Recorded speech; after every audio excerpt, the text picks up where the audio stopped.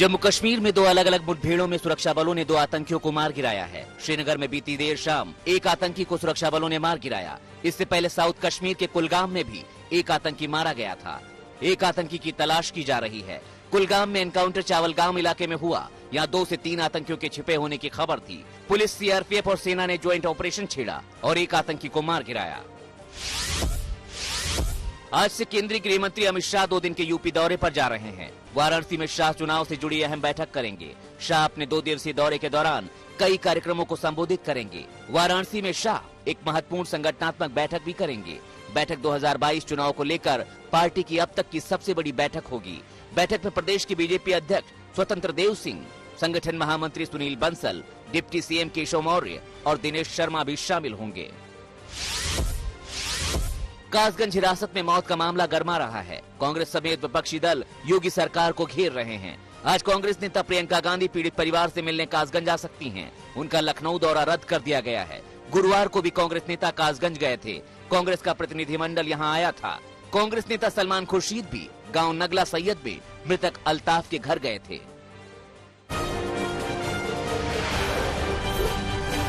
दिल्ली अब भी प्रदूषण की जबरदस्त चपेट में है। सुबह 5:30 बजे सफदरजंग पर विजिबिलिटी सिर्फ 200 मीटर तक रह गई। पालम में भी विजिबिलिटी 500 मीटर के आसपास है। आसमान पर धूल भरी धुंध छाई है। हवा नहीं चलने की वजह से आसमान पर धूल जमी है और इसके चलते विजिबिलिटी कम हुई है।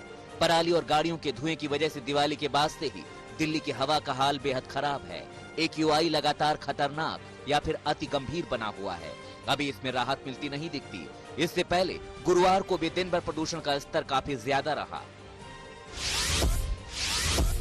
सोनीपत के गांव हलालपुर में पहलवान निशा और उसके भाई सूरज की हत्या के मामले में 2 गिरफ्तारियां हुई हैं। मुख्य आरोपी फरार है, जिस पर 1 लाख का इनाम घोषित किया गया है। कल सोनीपत सिविल अस्पताल में निशा और उसके भाई का पोस्टमार्टम हुआ। पोस्टमार्टम में निशा के शरीर से 4 गोलियां बरामद हुई और सूरज के शरीर से 3 गोलियां मिली। इसके बाद कड़ी सुरक्षा के बीच दोनों का हलालपुर में अंतिम संस्कार कर दिया गया।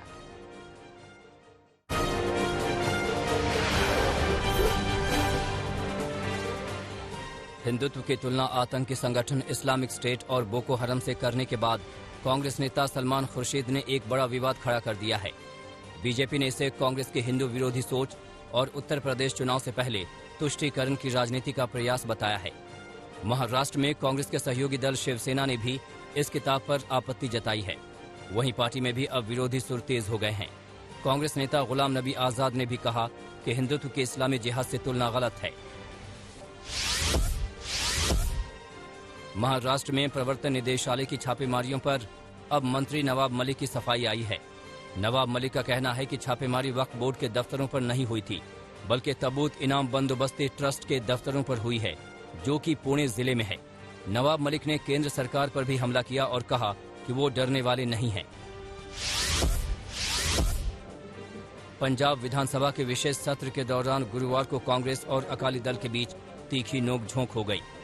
दरअसल सदन ने कृषि कानूनों और पंजाब में BSF का अधिकार क्षेत्र बढ़ाने के विरोध में प्रस्ताव पारित किया था।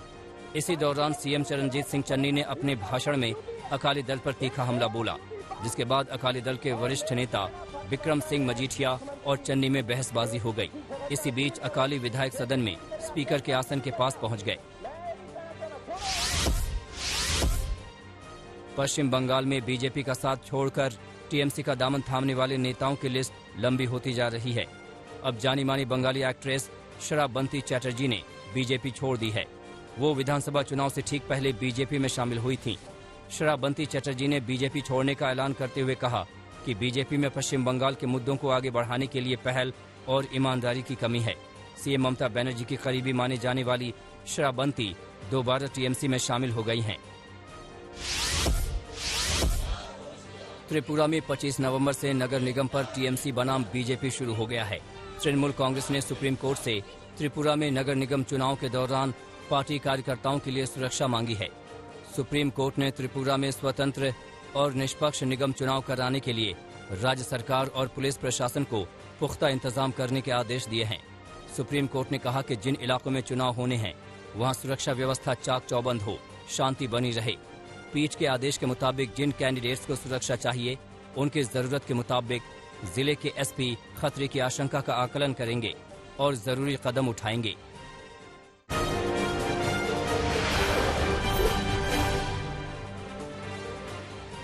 भारत ने चीन पर कड़ा निशाना साधा है। विदेश मंत्रालय के प्रवक्ता अरिंदम बागची ने कहा कि भारत ने चीन के अवैध कब्जों को कभी स्वीकार नहीं किया है और आगे भी नहीं करेगा। ये बात उन्होंने पीओके के कुछ हिस्से पर चीन की मौजूदगी को लेकर कही। भारत ने साफ किया कि अरुणाचल प्रदेश सहित सीमा से सटे इलाकों में इंफ्रास्ट्रक्चर मजबूत किए जा रहे हैं। बॉर्डर से सटे इलाकों में सड़क और पुलों का निर्माण तेजी से किया जा रहा है। भारत सरकार देश की सीमा पर होने वाली एक्टिविटी का राजनयिक माध्यमों के जरिए विरोध करती आई है। पेंटागन की रिपोर्ट पर सरकार ने जवाब दिया है। विदेश मंत्रालय ने साफ कर दिया है कि भारत अपनी सुरक्षा पर प्रभाव डालने वाले सभी घटनाक्रमों पर लगातार नजर रखता है। भारत ने एलएसी पर चीन की ओर निर्माण गतिविधियों का संदर्भ देने वाली अमेरिकी रक्षा विभाग की रिपोर्ट पर संज्ञान लिया है। पेंटागन ने बीते दिनों एक रिपोर्ट जारी की थी जिसमें कहा गया था कि चीन ने अरुणाचल से सटे इलाकों में गांव बसा दिए हैं। करीब 100 साल पहले वाराणसी से चुराई गई मां अन्नपूर्णा की प्राचीन मूर्ति कनाडा से वापस भारत आ गई है। इस मूर्ति में मां अन्नपूर्णा के एक हाथ में खीर की कटोरी और दूसरे हाथ में चम्मच है। 18वीं शताब्दी की यह मूर्ति 1913 में काशी के एक घाट से चुरा ली गई थी। ये मूर्ति कनाडा में एक विश्वविद्यालय में रखी गई थी। मोदी सरकार के प्रयासों से इसे वापस लाया गया है, जिसे 15 नवंबर को काशी विश्वनाथ धाम में फिर से स्थापित किया जाएगा। इससे पहले 4 दिनों तक इस मूर्ति को 18 जिलों में घुमाया जाएगा ताकि लोग दर्शन कर सकें। गोरखपुर के बीआरडी मेडिकल कॉलेज में ऑक्सीजन की कमी से बच्चों की मौत के मामले में डॉक्टर कफिल खान को बर्खास्त कर दिया गया है। डॉक्टर कफिल खान अभी तक निलंबित चल रहे थे। उन्हें जांच में दोषी पाया गया है। अगस्त 2017 में गोरखपुर के बीआरडी मेडिकल कॉलेज में ऑक्सीजन की कमी के कारण 60 से ज्यादा बच्चों की मौत हो गई थी। घटना के बाद डॉक्टर कफिल खान को निलंबित कर दिया गया था और जांच के लिए कमेटी का गठन कर दिया गया था। इस मामले में डॉक्टर कफिल खान समेत 9 लोगों को आरोपी बनाया गया था। कफिल खान ने कहा है कि वो अपनी बर्खास्तगी के फैसले को कोर्ट में चुनौती देंगे।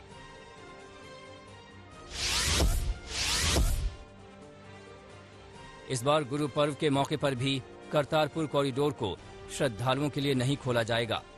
दरअसल पिछले साल मार्च में कोरोना के चलते करतारपुर कॉरिडोर को बंद कर दिया गया था, जिसके बाद पिछले काफी समय से इसे खोलने की मांग की जा रही थी।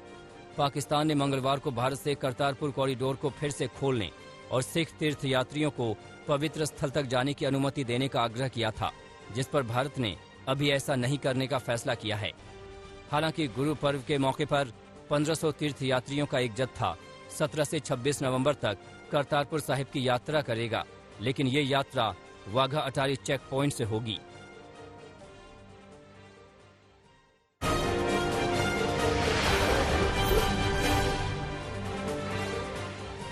गुजरात के सूरत में एक नाबालिग लड़की ने अपने पिता पर रेप का मुकदमा दर्ज कराया है। मामला सलाबपुरा थाना क्षेत्र का है। जानकारी के मुताबिक स्कूल में जाकर पुलिस कर्मियों ने बच्चों को गुड टच बैड टच के बारे में बताया, जिसके बाद कई लड़कियों ने हिम्मत दिखाई। उसी कड़ी में नाबालिग ने अपने साथ हुए रेप की बात बताई। पुलिस ने आरोपी पिता को गिरफ्तार कर लिया है। इंदौर में एक खिलौने की दुकान में आग लग गई, जिसमें लाखों का खिलौना जलकर खाक हो गया। मामला हाथीपाला थाना क्षेत्र का है। बताया जा रहा है कि आग इतनी भीषण थी कि उसने 3 मंजिला मकान को अपनी चपेट में ले लिया। जब तक आग बुझाई जाती तब तक लाखों का माल जलकर राख हो गया। राजस्थान के सीकर में सर्राफा व्यापारी से 52 लाख की लूट का मामला सामने आया है। जानकारी के मुताबिक पड़ोसी दुकानदार ने इस लूट की कहानी रची थी। पड़ोसी दुकानदार ने इसमें अपना 5 लाख रुपए का हिस्सा भी तय किया था। पुलिस ने लूट करने वाले 5 आरोपियों को गिरफ्तार कर लिया है। कानपुर में एक युवक की पिटाई का वीडियो तेजी से वायरल हो रहा है। इस वीडियो में एक महिला एक युवक को बुरी तरह पीट रही है। मामला गोविंद नगर का है। पुलिस की माने तो इस मामले में अब तक किसी तरह की शिकायत नहीं मिली है। शिकायत मिलने पर कार्रवाई की जाएगी।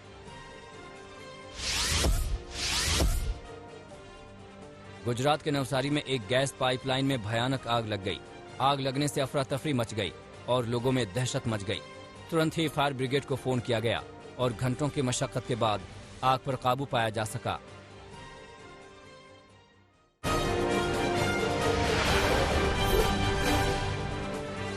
पाकिस्तान को पटखनी देकर दूसरी बार ऑस्ट्रेलिया की टीम T20 वर्ल्ड कप के फाइनल में पहुंच गई है। गुरुवार को पाकिस्तान और ऑस्ट्रेलिया के बीच दूसरा सेमीफाइनल मुकाबला हुआ। अंतिम ओवर में पूरा खेल बदल गया। ऑस्ट्रेलिया ने पाकिस्तान को 5 विकेट से हरा दिया। ऑस्ट्रेलिया की शुरुआत बेहद खराब रही और एरोन फिंच बिना खाता खोले ही आउट हो गए, लेकिन मैथ्यू डेव ने 19वें ओवर में 3 छक्के जड़े और इसी के साथ पाकिस्तान के हाथ आती जीत फिसल गई। वहीं स्टोइनिस ने 31 गेंद पर शानदार 40 रन बनाए। दोनों खिलाड़ियों ने T20 वाले अंदाज में आतिशी बल्लेबाजी की। पाकिस्तान ने ऑस्ट्रेलिया को 177 रन का लक्ष्य दिया था। पाकिस्तान की सलामी जोड़ी हर बार की तरह इस बार भी जिम्मेदारी के साथ उतरी और खेली भी। 10 ओवर में रिजवान और बाबर आजम ने 71 रन जोड़ दिए। आखिरकार बाबर आजम एडम जाम्पा की फिरकी में फंसकर डेविड वार्नर को कैच थमा बैठे। सलामी जोड़ी बेशक टूट गई, लेकिन फकर जमान के साथ मिलकर रिजवान ने रनों की रफ्तार नहीं टूटने दी। उनकी हाफ सेंचुरी ने पाकिस्तान के गेंदबाजों को हौसला देने वाला स्कोर बनाने में अहम किरदार निभाया। T20 वर्ल्ड कप का खिताबी मुकाबला ऑस्ट्रेलिया और न्यूजीलैंड के बीच 14 नवंबर को खेला जाएगा। न्यूजीलैंड ने जहां पहले सेमीफाइनल में इंग्लैंड को हराकर फाइनल में जगह बनाई थी, तो वहीं ऑस्ट्रेलिया ने दूसरे सेमीफाइनल में पाकिस्तान को 5 विकेट से पस्त किया है। न्यूजीलैंड जहां पहली बार फाइनल में पहुंचा है, तो वहीं दूसरी तरफ ऑस्ट्रेलिया ने 2010 के बाद दूसरी बार खिताबी मुकाबले में पहुंचने में कामयाबी हासिल की है।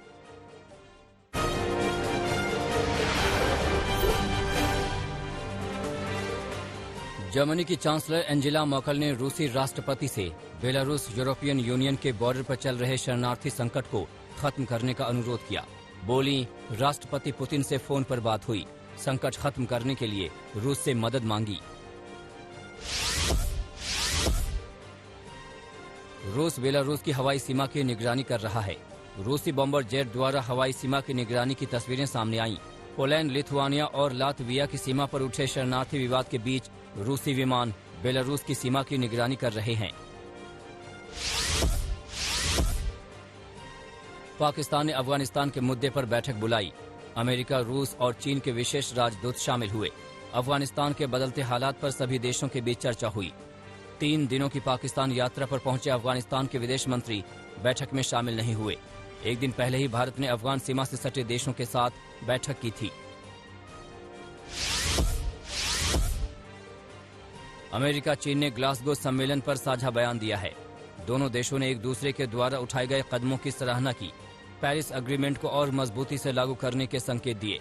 इससे पहले अमेरिकी राष्ट्रपति जो बाइडेन चीनी राष्ट्रपति शी जिनपिंग के ग्लासगो सम्मेलन में नहीं शामिल होने पर निशाना साध चुके हैं। दक्षिण कोरिया के राष्ट्रपति मून जे इन ने उत्तर कोरिया से कार्बन उत्सर्जन में कमी करने का अनुरोध किया। पर्वतीय जंगलों की सुरक्षा पर ध्यान देने वाले उत्तर कोरिया के फॉरेस्ट्री कोऑपरेशन स्कीम में शामिल होने का भरोसा जताया। एशिया पैसिफिक इकोनॉमिक कोऑपरेशन के मंच पर मून ने ये बात कही।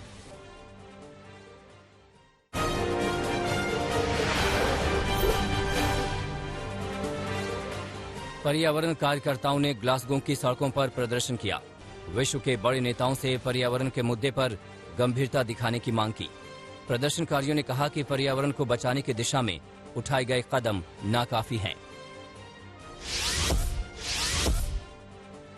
अमेरिकी राज्य ओक्लाहोमा से जबरदस्त तूफान टकराया। इससे सड़कों पर पानी भर गया।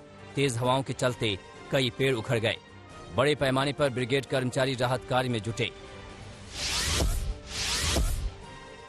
अमेरिका में रोजमर्रा के सामानों की कीमतों में जबरदस्त इजाफा हुआ है। खाने के सामान से लेकर पेट्रोल डीजल तक के दामों में बढ़ोतरी हुई है। 2022 में मुद्रास्फीति में तेजी बने रहने का अनुमान जताया जा रहा है। रोमानिया के प्लोएस्ती शहर के अस्पताल में आग लग गई। 2 लोगों की मौत हो गई है और कई लोग घायल हैं। कोरोना महामारी के बीच चौथी बार रोमानिया के किसी अस्पताल में आग की घटना हुई है। ऑनलाइन पोल में करीब 58% लोगों की सहमति मिलने के बाद एलन मस्क ने टेस्ला के 9 लाख से ज्यादा शेयर बेचे। शेयरों की बिक्री से जुटाए 1.1 अरब डॉलर